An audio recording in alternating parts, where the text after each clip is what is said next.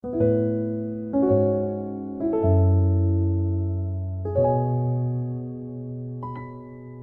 다 같이 경건한 마음으로 하나님 앞에 예배를 드리도록 하겠습니다.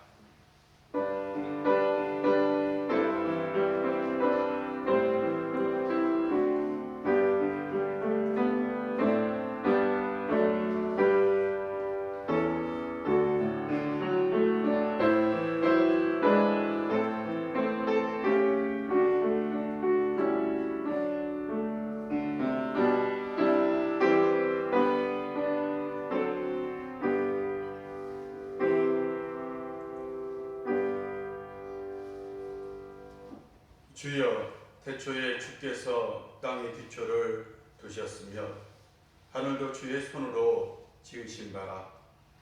그것들은 멸망할 것이나 오직 주는 영존할 것이요 그것들은 다 옷과 같이 낡아지리니 의복처럼 갈아입을 것이요 그것들은 옷과 같이 변할 것이나 주는 여전하여 연대가 다함이 없으리라. 아멘.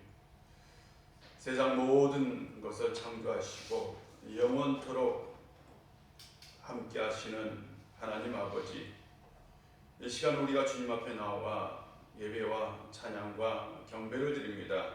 또한 주님 앞에 기도합니다. 이 시간 우리의 심령 가운데, 우리의 영혼 가운데 임재하여 살아계신 그 하나님의 놀라운 은혜를 경험하는 시간 되게 하시고, 또한 주님께서 주신 말씀을 통해서 영적인 진리를 깨달을 수 있는 이 시간 되게 하여 주옵소서. 성령이여, 이 시간 우리 가운데 좌정하여 주옵소서. 예수님의 이름으로 기도합니다. 아멘. 찬송가 539장입니다.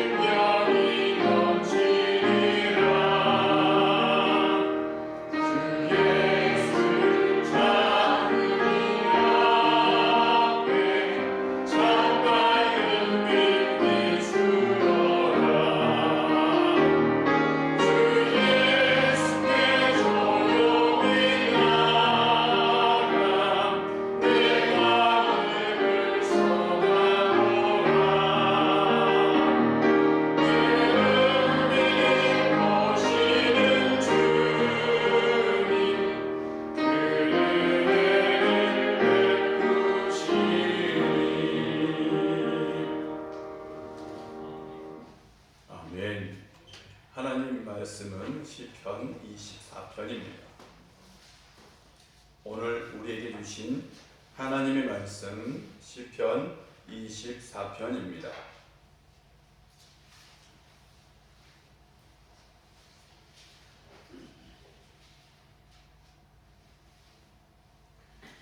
(1절부터) (10절까지) 우리 한 절씩 교독하도록 하겠습니다. 땅과 거기에 충만한 것과 세계와 그 가운데 사는 자들은 다 여호와의 것이로다.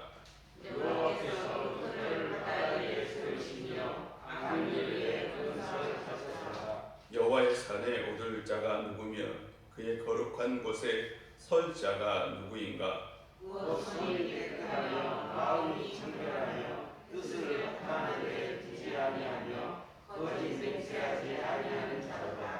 그는 여호와께 복을 받고 구원의 하나님께 의를 얻으리니 이는 여호와를 찾는 소리로 야곱의 하나님의 얼굴을 구하는 자로다. 문들아 너희 머리를 들지어다. 영원한 문들아 들릴지어다. 영광의 왕이 들어가시리로다.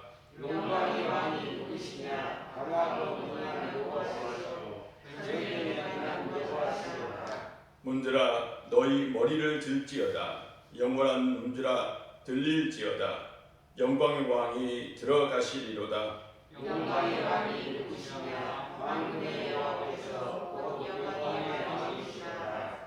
아멘. 오늘도 하나님의 은혜가 여러분 가운데 함께하여 말씀을 깨닫는 은총과 응답받는 역사가 여러분 가운데 있기를 주의 이름으로 축복합니다. 계속해서 우리가 임직자를 위한 교육을 하고 있습니다. 교육, 공부 그럴 수 있는데요. 지난주에는 사도신경에 대해서 공부를 했고 이번 주에는 장로교 신조에 대해서 공부를 했습니다. 옛날에는 사도신조라고 얘기하기로 했는데요. 비슷한 겁니다. 장로교 신조는 장로교가 가지고 있는 신앙 고백이라고 할 수 있는데 신조라는 것은 나는 믿다. 또한 나는 내 삶을 맡기겠다. 누구에게? 하나님께 맡기겠다라는 의미를 가지고 있는 것이 바로 신조입니다. 신조는 바로 우리가 믿고 있는 것에 대한 신앙 고백이라고 할 수 있는데요. 이 장로교 신조는 12개로 되어 있습니다. 바로 1조가 이래요. 장로교 신조 1조를 보면 신구약 성경은 하나님의 말씀이니 신앙과 행위에 대하여 정확무오한 유일한 법칙이다 라고 얘기합니다. 신조가 장로교 신조 중에 제1조 가장 첫 번째 것이 뭐에 대한 것이냐? 성경에 대한 겁니다. 신구약 성경이 두 개를 얘기하는데 첫 번째로는 하나님의 말씀이다. 우리가 가지고 있는 이 성경이 이건 하나님의 말씀이다 라고 분명하게 정의하고 있어요. 우리는 이걸 믿는 거죠. 이것이 하나님의 말씀이다 라는 것을 믿는 거예요. 신약과 구약 성경은 실제로 한 1600년 동안 기록되었어요. 굉장히 긴 시간 동안 기록되었고 약 40명이 넘는 사람들이 이것을 기록하고 또한 편집했어요.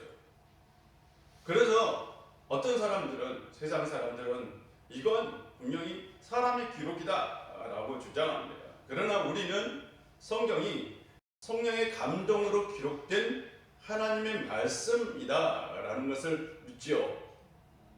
그렇죠? 예, 우리를 향한 하나님의 말씀이죠. 구약 성경은 하나님에 대해서 얘기하고 신약 성경은 예수님에 대한 얘기를 합니다. 그런데 이건 분명히 우리에게 주신 뭐라고요? 하나님의 말씀이라는 거죠. 만약 하나님의 말씀이라는 것을 부정하면 그건 이단입니다. 예. 우리는 분명히 성경이 나에게 주신, 우리에게 주신 하나님의 말씀입니다 라고 고백하는 거죠. 그래서 우리가 성경을 봉독할 때에도 예배 시간에 그렇잖아요. 우리에게 주신 하나님의 말씀입니다 라고 얘기하고 봉독하죠. 두 번째는 뭘 얘기하느냐? 바로 신앙과 행위에 대해서 정확무호한 유일한 법칙이다라고 얘기합니다. 정확무호, 그러니까 정확하고 오류가 없는 그런 뜻입니다. 정확하고 오류가 없는 완전히 유일한 법칙, 뭐에 대해서? 신앙과 우리의 삶에 대해서, 우리의 인생에 대해서, 우리가 사는 인생 모든 것에 대한 유일한 법칙이 바로 뭐냐? 뭐라고요? 성경이다. 성경이 유일한 법칙이라고 얘기한대요. 여러분, 선배님들이, 우리 신앙의 선배님들이 이런 신조를 하나 만들어낼 때 단어 하나 선택하는 걸 굉장히 신중하게 선택했다는 걸 기억하십시오. 정확무호한, 오류가 없는, 정확하고 오류가 없는 유일한 하나밖에 없는 법칙이라고 얘기해요. 법칙이라는 것은 바로 보편적이고 필연적인 규칙을 말합니다. 그런데 과학철학자 바로 카럴 G 해멜이라는 사람이 설명의 논리에 대한 연구에서 법칙이 가져야 할 세 가지 요건에 대해서 얘기합니다. 법칙이라면 반드시 세 가지 요건을 갖춰야 된다. 첫 번째로는 뭐냐? 일반화할 수 있는 것이야. 반드시 보편적으로 일반화할 수 있는 것이어야 된다. 예를 들면 이런 거예요. 빛이 한 매질로부터 다른 매질로 통과하면 빛은 반드시 굴절을 일으킨다. 지금 이 빛이 이렇게 와서 이것을 통과하면 굴절을 일으킵니다. 그런데 빛은 반드시 어떤 물질을 통과하든지 반드시 뭘 일으켜요? 굴절을 일으켜요. 모든 것에 있어서. 이게 바로 일반화라는 거죠. 법칙은 모든 경우에 있어서 들어맞고 특정한 경우에만 부합돼서는 안 되는 거죠.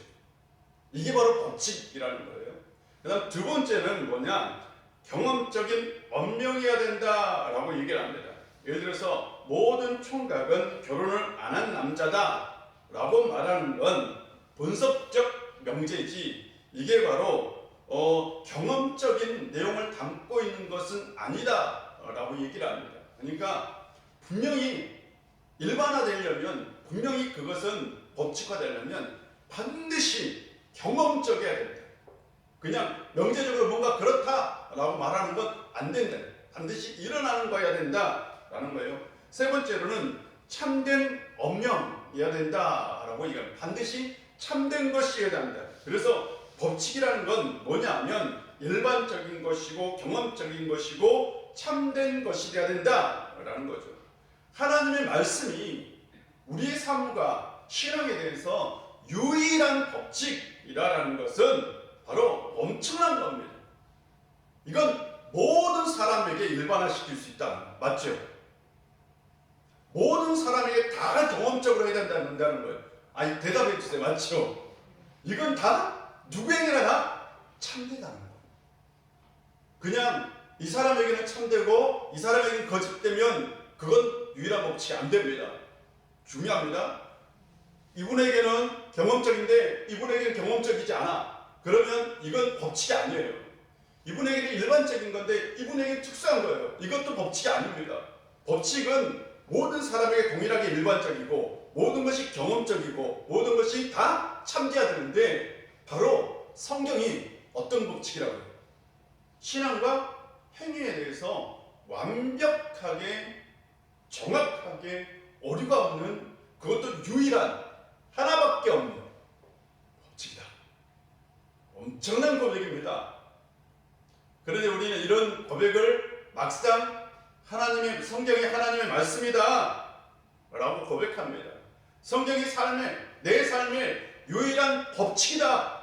믿습니까? 확신합니까? 이게요, 1조 처음부터 이렇게 얘기해요. 이 1조에서 걸러 넘어지면 신앙이 아닌 거예요. 1조, 이걸 옛날에는 물었어요. 당신은 이것을 믿습니까? 라고 물었다고요. 네, 믿습니다. 다음 질문이 넘어가요. 근데 정말 우리가 삶의 유일한 법칙으로 믿고 있을까요? 하는 거죠. 제가 노예 재판국 국원입니다. 그래서 지금 원래 노예 재판국은 상설기구이죠. 그래서 임시 기구예요. 그래서 어떤 문제가 생길 때만 이제 이 재판국이 열려요. 제가 그 재판국 국원이 됐는데요. 그 말은 어떤 사건이 생겼다는 거죠. 맞죠? 어떤 사건이 생겼어요. 어떤 교회에 사건이 생겼는데 그 교회에서 재판을 했어요. 그런데 재판에 불복한 거예요. 그래서 노예 재판국에 항고를 했어요. 그러면 노예 재판국은 그걸 재판해야 합니다. 근데 만약 이것에 대한 불복을 하면 어디로 갈까요? 총회 재판국으로 갈 거예요. 총회 재판국에 대해서 불복을 하면 어디로 갑니까? 나중에는 세상 법정으로 갑니다. 그런데 요즘 교회에서 일어나는 대부분의 일들이 어디까지 갈까요? 어디까지 가냐면 교회 재판으로도 안 돼. 노예 재판으로도 안 돼. 총회 재판으로도 안 돼. 그 다음 어디로 가요? 세상 재판으로 가요. 그리고 세상 재판에서 최종 결정을 냅니다. 실은 신앙적인 문제를 신앙이 없는 사람들에게 맡기는 거죠. 맞죠? 신앙적인 문제입니다. 그것을 말씀도 모르고 교회 법칙도 모르고 교회 규칙도 모르는 거예요. 모르는 사람들에게 맡겨요. 그리고 그 재판을 비로소 어떻게 해요? 받아들여요. 굉장히 아이러니합니다. 분명히 세상 법관들은 교회 법도 모르고 하나님 말씀도 모르고 교회 간섭도 모릅니다. 그들은 그래서 하나님 말씀의 근거에서 절대로 판결하지 않습니다. 참 신기하죠?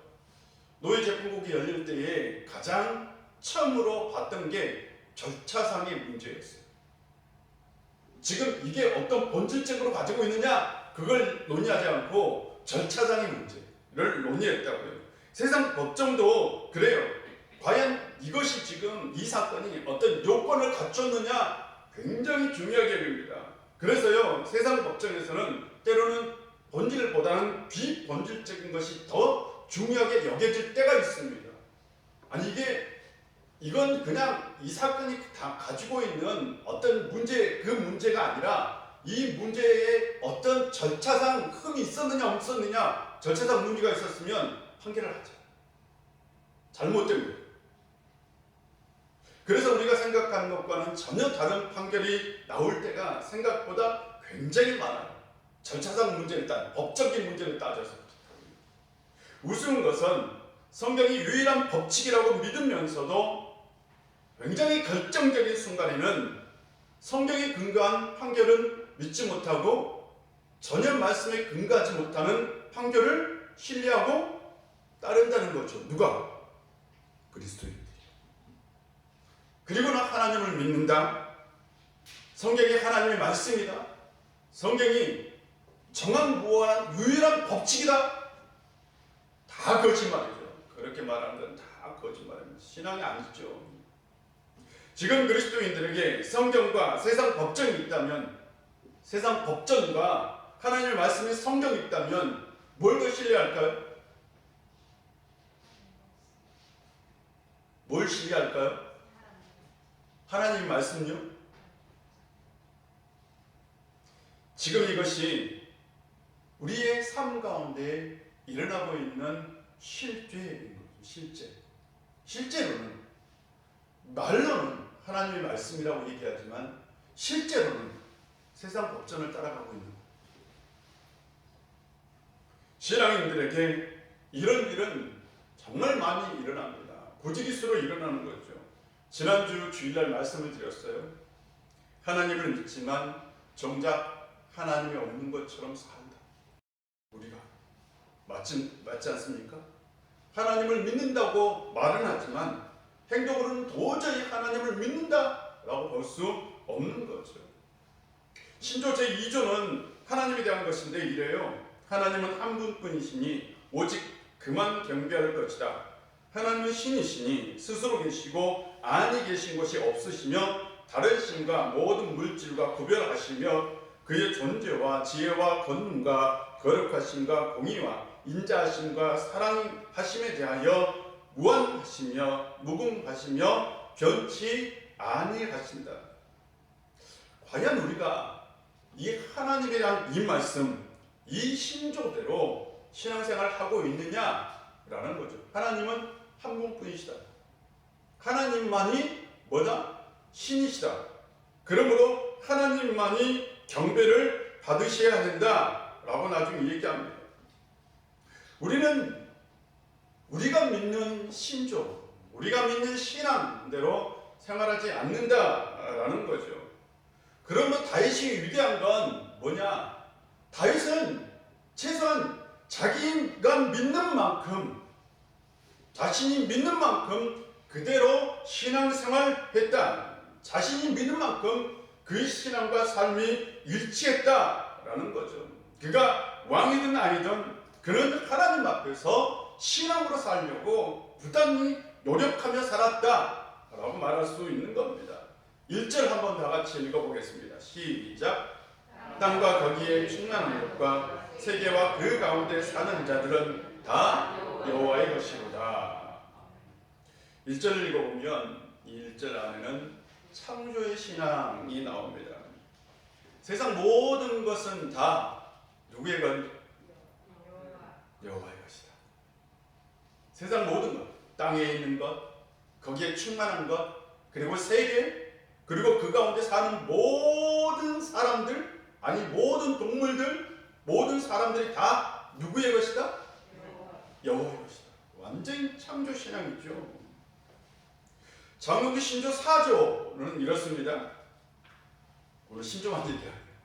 4조 한번 여러분 임직자 성경공부 교육하는 거 한번 강의 꼭 들어보시기를 바랍니다. 이번 주에 하나님은 모든 유형물과 무형물을 그의 권능의 말씀으로 창조하사, 그러니까 보이는 것과 보이지 않는 것을 말씀으로 창조했다라는 거죠. 보존하시고 주장하시사 결코 죄를 내시는 이는 아니시다. 단 세상 모든 걸 만들었는데 죄를 만들진 않았다. 모든 것을 자기의 뜻의 계획대로 행하시며 만유는 다 하나님의 선하시고 지혜로우시고 거룩하신 목적을 성취하도록 역사하신다라고 얘기합니다. 하나님은 세상을 창조하시고 자신의 계획과 자신의 뜻대로 이 세상을 어떻게 해요? 이끌어 가신다라고 말씀하고 있는 겁니다. 하나님께서는 세상의 모든 것을 만드시고 창조하셨습니다. 그렇다면 그 모든 것은 누구의 것이냐? 여러분, 세상의 모든 것은 누구의 것일까요? 하나님의 것이죠. 당연히 하나님의 것입니다. 하나님의 소유입니다. 이것이 곧 다윗의 신앙 고백입니다. 다윗의 신앙 고백은 세상 모든 것이 다 하나님의 것이다. 세상 모든 것이. 신앙의 본질은 소유권 다툼일 수 있습니다. 하나님께서 아담과 하와를 만드시고 에덴 동산에서 그들을 살게 했어요. 에덴 동산에서 그들을 살게 했다는 건 하나님이 완벽한 삶의 터전을 만들어 주셨고, 맞지요? 에덴 동산은 완벽한 삶의 터전이었습니다. 그리고 하나님은 하나님이 만드신 그 세계를 누구에게? 아담과 하와에게 주었어요. 너희들이 소유해라, 가져라 라고 얘기했어요. 그리고 이것을 관리하고 다스리라. 이게 하나님께서 아담과 하와에게 주신 거예요. 지금 말로 따지면 아담과 하와는 세상에서 가장 큰 부자, 맞죠? 아니, 세상에 에덴 동산을 가질 수 있는 사람 있나요? 없어요. 암만에 생각해도 세상에서 가장 큰 부자도 아마 에덴 동산을 가질 수 없을 것 같아요. 그런 면에서 아담과 하와는 지금 세계로, 지금 세상 어떤 경제 지표로 봐도 아마 가장 큰 부자가 아니었을까, 그랬을 것 같아요. 그들은 정말 완벽했어요. 부족함이 없었어요. 하나님이 그렇게 만들어 주셨어요. 전혀 부족함이 없게 만들어 주셨어요. 그런데 어느 날 사탄, 뱀을 가장해서 나타났어요. 그리고 말합니다. 너희가 동산 중앙에 있는 나무의 열매를 먹는 날에는 하나님과 같이 선악을 아는 능력을 그 다음 말 가지게 될 것이다. 너희의 것이 될 것이다 라고 얘기합니다. 야, 하나님이 가지고 있는 능력이 있어. 그 하나님의 능력이 누구의 것이 될 것이다? 너의 것이 될 것이다. 그 말에 혹 한 거예요. 하나님의 것이 너의 것이 될 것이다. 이미 아담과 하와는 다 가지고 있어요. 하와가 이 말에 쏙, 하와는 야, 너 더 가질 수 있어 라는 걸 따지고 맞잖아요. 너 더 가질 수 있어. 너가 가지고 있는 게 쌍으로 더 돌릴 수 있어. 너 그걸 가져봐. 그 말에 넘어갑니다. 빠졌어요. 그래서 하나님의 것을 자신의 것으로 가지려고 했던 거예요. 누가? 그리고 선악과를 먹은 거예요. 답이 누구를 줬어요? 아담도 먹었어요. 이것이 바로 죄의 시작입니다. 이걸 우리는 원죄라고 얘기합니다.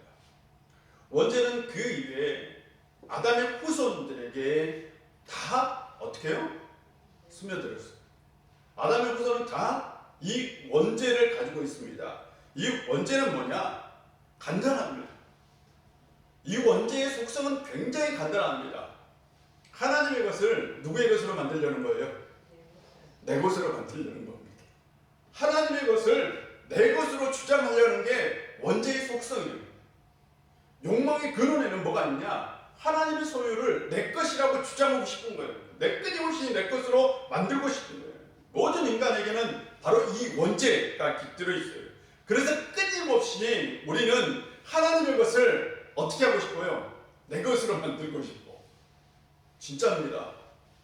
이 싸움을 계속 하고 있어요. 이게 곧 신앙의 본질이라고 해요.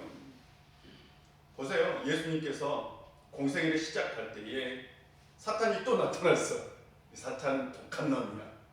꼭 보세요. 아담과 하와 최초의 사람을 시험했고요. 예수님, 이 세상에 오신 하나님의 아들을 시험했다면 여러분 시험하지 하겠습니까? 안 하겠습니까? 100% 합니다.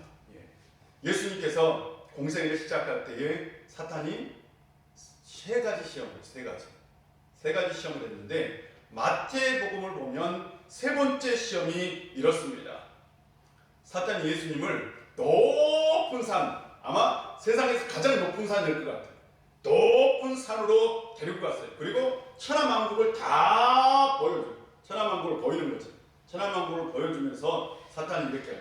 나에게 겸비하면 이 모든 것을 어떻게 해요? 줄게요. 이렇게 말했어요. 야, 나에게 절망해. 이 모든 것을 다 너에게 줄게 라고 얘기한 거죠. 예수님에게 하는 얘기가 야, 나에게 겸비하면 지금 네가 보고 있는 이 천하만국 세상 다 너의 것이 될 거야. 이건 우리에게도 늘 있는 시험이죠. 천하만국을 마치 누구 것처럼, 잘 보세요. 천하만국이 누구 거라고 주장하는 거예요? 아니, 천하만국이 누구 거예요 지금? 사탄이 뭐라고 했냐면 야, 천하만국 내 거야. 내가 이것을 다 너에게 줄게 라고 얘기합니다. 이게 바로 여러분 최초의 시험이에요. 최초의 시험과 아니, 천하만국이 누구 거예요? 하나님의 거지. 맞죠? 하나님의 것이라고요. 그런데 하나님의 것을 자기가 줄 수 있다고 얘기를 하는 거예요. 지금 예수님께서 말씀하셨어요. 주여 내 하나님만 경배하고 다만 그를 섬겨라. 예수님의 세 번째 시험에서 중요한 말씀은 이 말씀이에요. 우리가 늘 시험할 때에 사탄의 시험에 대해서 초점을 맞춰 설교하는데 원래 가장 중요한 건 예수님의 대답이죠. 예수님이 어떻게 대답했는지를 보세요. 예수님께서 말씀하십니다. 야, 네가 진짜로 섬길 사람이 누구냐? 누구라는 거예요? 하나님이에요. 네가 진짜로 경배할 대상은 누구라는 거예요? 하나님. 왜요? 이 세상 소유, 이 세상 모든 것을 누가 가지고 있어요? 하나님의 것이지. 야, 너희 것 아니야. 세상 모든 것은 천하만국은 하나님의 것이야. 오히려 너는 피조물이고 너는 하나님을 섬겨야 할, 하나님을 경배해야 할 그런 존재에 불과해 라는 얘기입니다. 이게 예수님의 말씀이에요. 예수님은 세상 모든 것이 다 누구의 것이다?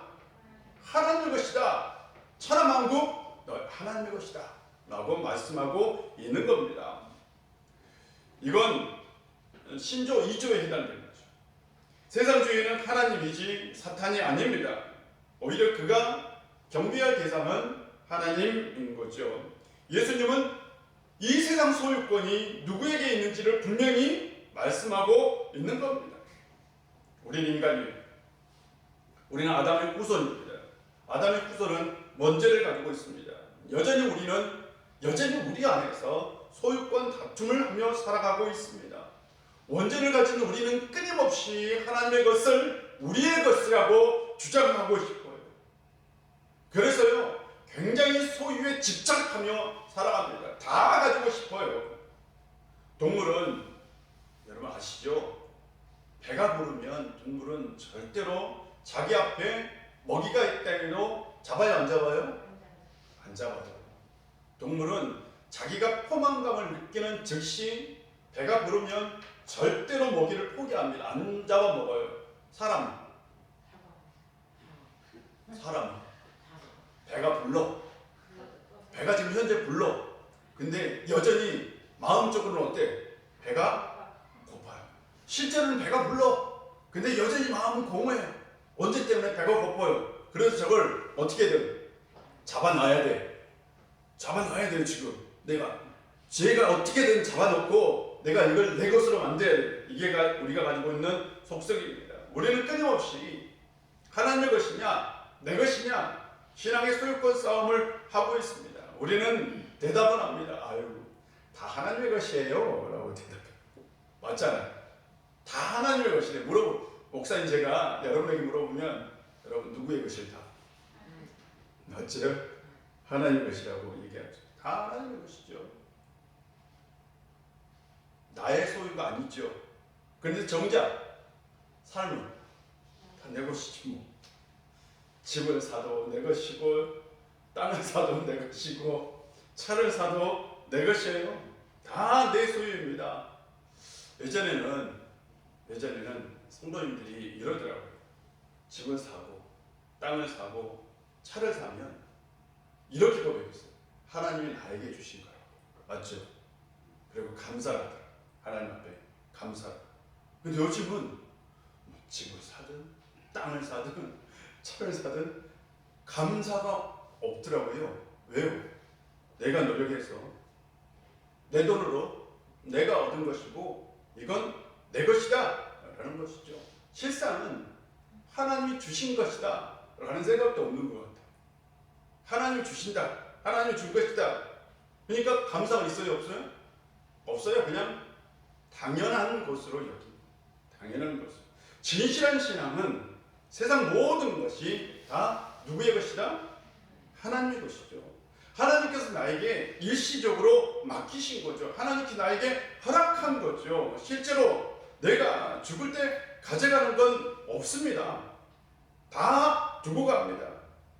그러므로 우리는 너무 다 내 것 하며 살아서는 안 됩니다. 우리는 원죄의 영향력에서 벗어나야 합니다. 이것이 바로 진실한 회심인 거죠. 진정한 회개는 뭐냐? 원죄에서 벗어나는 거예요. 예수님께서 우리를 위해서 십자가에서 죽으셨다라는 게요. 물론 사람들이 생각합니다. 계속해서 우리의 자범죄만을 생각해. 내가 짓는 죄만을 생각하는. 본질적으로 예수님께서 우리를 위해서 죽으셨다라는 것은 우리의 기독교 신앙 교리에 의하면 예수님께서 우리의 원죄입니다. 우리의 원죄.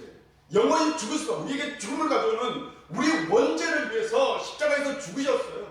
이 원죄가 있으면 우리는 도저히 생명을 얻을 수 없어요. 우리가 이 세상 살면서 우리는 많은 것을 가지고 살 수 있습니다. 맞아요. 하나님께서 우리에게 많은 걸 줄 수 있어요. 우리가 넓은 집에서 살 수 있어요. 넓은 땅을 가지고 있을 수 있고요. 그리고 좋은 차를 타고 다닐 수도 있습니다. 왜 어때요? 우리가 그런 걸 누릴 수 있습니다. 다만 이걸 누가 줬느냐? 누가 줬어요? 내가 얻은 겁니까? 하나님이 주신 겁니까? 하나님이 주신 겁니다. 이게 진짜 신앙이에요.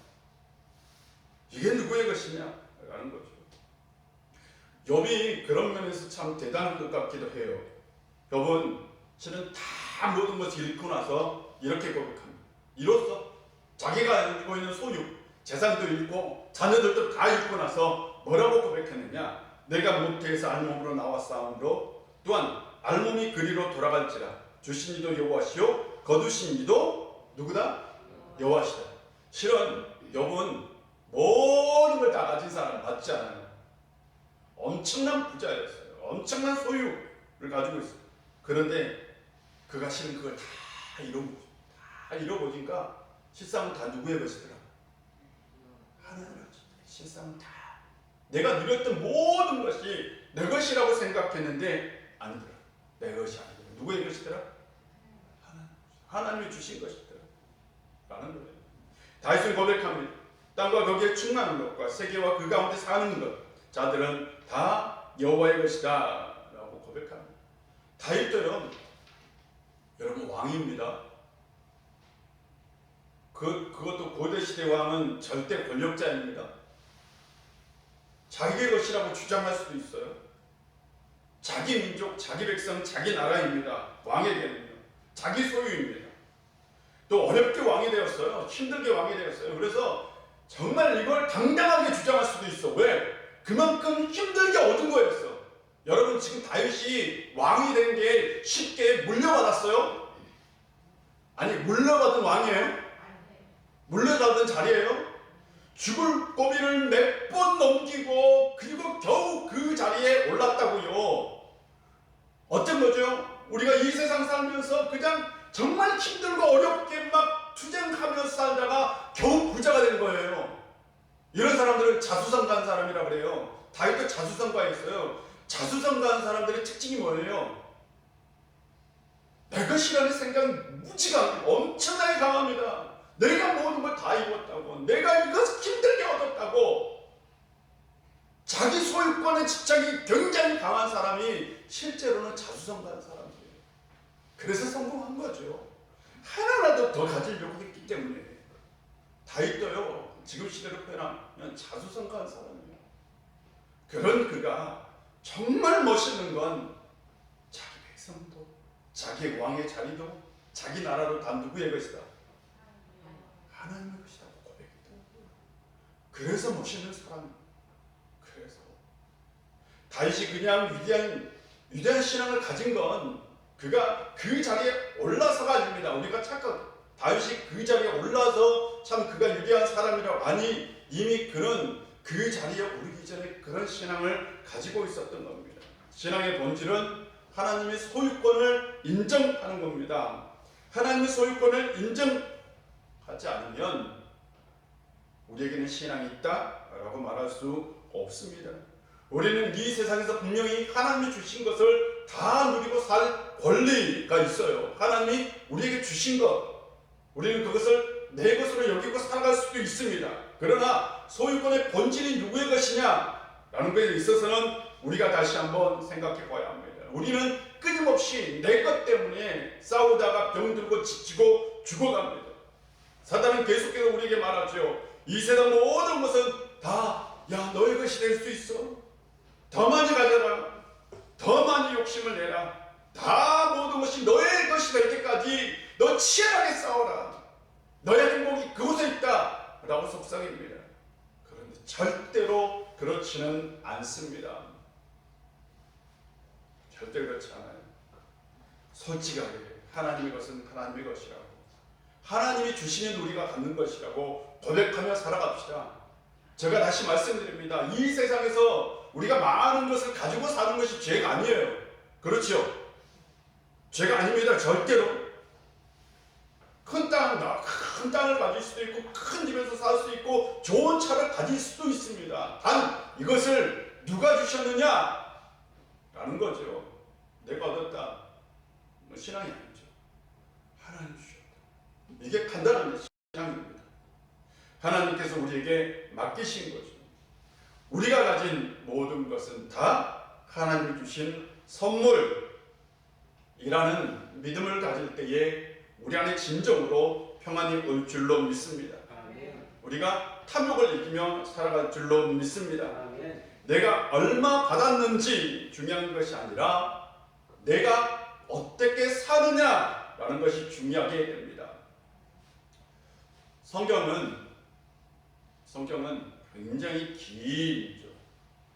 성경은 66권으로 기록되어 있고 성경이 약 70만 단어로 구성되어 있어요. 70만 개의 단어가 되어 있어요. 근데 성경에 없는 단어가 있어요. 성경에 없는 단어가 있어요. 우리 시대에는 우리가 굉장히 평범하게 사용하는 단어인데 성경에는 이 단어가 나오지 않습니다. 평등이라는 단어가 성경에는 없습니다. 놀랍지? 없어요. 성경에 평등이라는 단어가 없습니다. 실제로 세상은 평등하지는 않아요. 창조의 법칙 중에서도 세상이 완전히 평등하다라고 말하지 않습니다. 세상을 보세요. 똑같은 게 있어요, 없어요? 여러분 세상에 똑같은 게 있어요?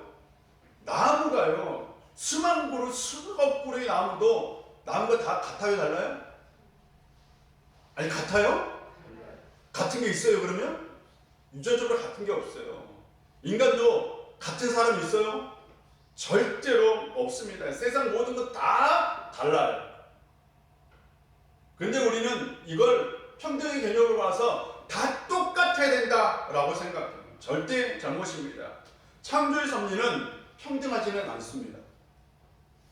세상 모든 것이 평등하지는 않아요. 그런데 중요한 건 하나님의 심판은 뭐냐? 하나님의 심판은 우리가 가지고 있는 것에 따라 우리에게 주신 것에 따라 정확히 표현합니다. 우리에게 주신 것에 따라 하나님께서 우리를 어떻게 한다고요? 심판하신다라는 거죠. 예수님의 달란트 비유에서 우리가 눈여겨볼 건 우리는 늘 관심이잖아요. 몇 달란트 받았느냐?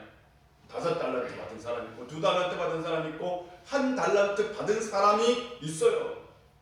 그런데 예수님의 달란트 비유를 보면 이건 그거예요. 예수님은 세상 모든 사람이 다 다르게 태어난다 라고 말하고 다른 조건을 가지고 다르게 가지고 태어난다, 다른 조건을 가지고 태어난다 라는 건 이미 말씀하고 있어요. 그런데 중요한 거예요. 5달란트를 받은 사람은 몇 달란트를 남겼어요? 몇 달란트 남겼어요? 5달란트. 2달란트 받은 사람은 몇 달란트 남겼어요? 2달란트. 그러면 1달란트 받은 사람은 몇 달란트 남기면 돼요? 1달란트 남겼으면 돼요. 1달란트만 남겼으면 돼요. 이게 예수님의 이야기입니다. 원래 예수님의 얘기는 1달란트 받은 사람에게 야, 너 5달란트 남겨라. 이게 아니에요. 5달란트를 받은 사람은 5달란트를, 2달란트 받은 사람은 2달란트를, 1달란트 받은 사람은 1달란트를 남겨야 합니다. 실은 달란트 비유는 내가 뭔가를 받았느냐 소유에 대한 얘기가 아니라 우리가 이 세상에서 어떻게 살아야 하느냐 책임과 의무에 대한 얘기입니다. 그리고 그것으로 하나님께서 나중에 우리가 하나님 나라에서 심판을 받을 것이다. 그리고 하나님의 나라는 누가 얼마를 받았느냐라는 것이 중요한 것이 아니라 누가 어떻게 살고 있느냐, 어떤 결과를 맺었느냐 그것이 중요하다라는 거죠. 책임과 의무를 다했느냐 이것이 바로 하나님 나라에 대한 하나님 나라이고 이것이 바로 달란트 비율입니다. 우리는 원죄가 있어서 내가 얼마나 소유하고 있지? 내가 하나님께 얼마나 더 받았으면 좋겠다. 더 많이 가졌으면 좋겠다. 이것을 가지고 살아요. 우리의 주된 생각입니다. 그런데 실제로는 우리가 어떻게 사느냐, 어떻게 책임을 다하느냐, 어떻게 우리의 의무를 다하느냐 하나님은 그것을 보시고 나중에 우리를 어떻게 해요? 판단하시다 라는 겁니다. 우리는 어떻게 살아야 할까요? 그래서 9절 10절을 보면 이겁니다. 9절 10절 문들아 너희 머리를 들릴지어다. 영원한 문들아 들릴지어다. 영광의 왕이 들어가시도다. 영광의 왕이 누구시냐? 만군의 여호와께서 곧 영광의 왕이시로다. 시편 24편은 찬양시입니다. 하나님을 믿는 사람은 하나님을 찬양하고 하나님께 영광 돌리는 삶을 살아야 된다라는 거죠. 즉 우리의 삶이 하나님 앞에 찬양이고 하나님 앞에 뭐가 돼야 된다? 영광이 돼야 된다 라는 거예요. 여러분의 삶 자체가 여러분이 하나님께 얼마나 받았든지 그 삶으로 하나님께 영광과 하나님을 경배하고 하나님께 찬양을 드리는 성도님들이 되시기를 주의 이름으로 축복합니다. 아멘. 기도하겠습니다. 아버지 하나님, 오늘도 우리 가운데 함께 해주시고 은혜 주셔서 감사드립니다. 아버지 하나님, 우리가 가지고 있는 모든 것은 다 하나님의 것이고 세상 모든 것도 다 하나님의 것입니다. 우리가 이 소유권 싸움에서 늘 승리할 수 있는 저희들 되게 하여 주시옵소서. 늘 하나님이 우리의 왕이시고 하나님께 영광과 찬양을 드리며 또한 하나님께 영광 돌리는 삶을 살 수 있는 저희들 되게 하여 주옵소서. 예수님의 이름으로 기도합니다. 아멘. 찬송가 540장입니다.